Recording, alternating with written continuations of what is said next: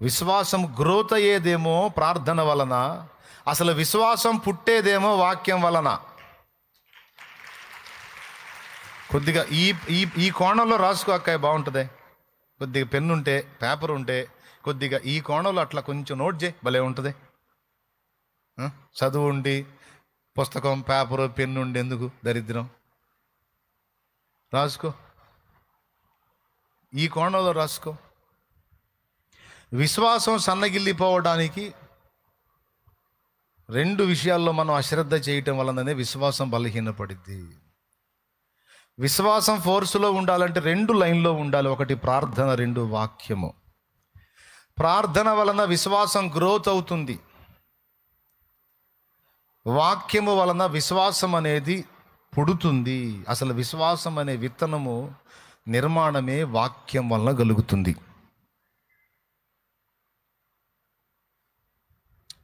ఆ మాట బైబిల్లోనే ఉంది, రోమాపత్రికలో. వినుట వలన ఏం కలుగును? వినుట దేన్ని గూర్చిన మాట వలన కలుగును? దేవుని గూర్చిన మాట, క్రీస్తుని గూర్చిన మాట వలన.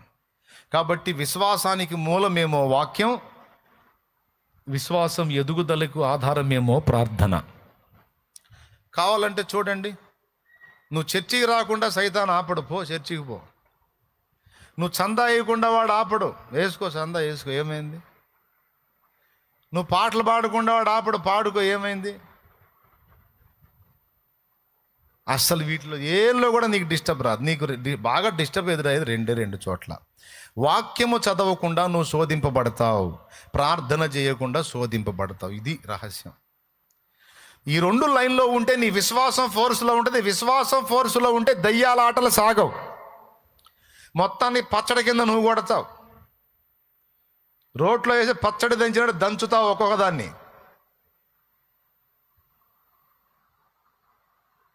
అది తమ్ముడు, అలా నువ్వు చేయకుండా నువ్వు వీక్ అవ్వాలంటే నీలో విశ్వాసం తరిగిపోవాలి. విశ్వాస విషయంలో బలహీనురాలివి కావాలంటే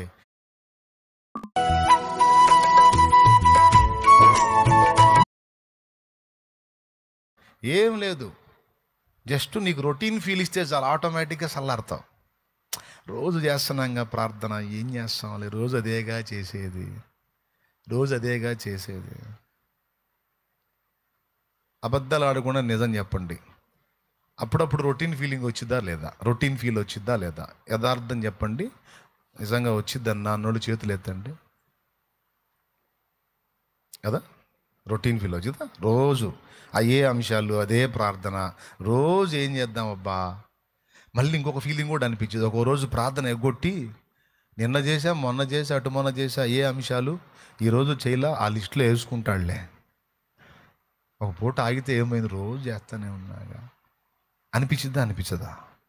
ఎగ్గొడతామా లేదా ప్రార్థన కదా?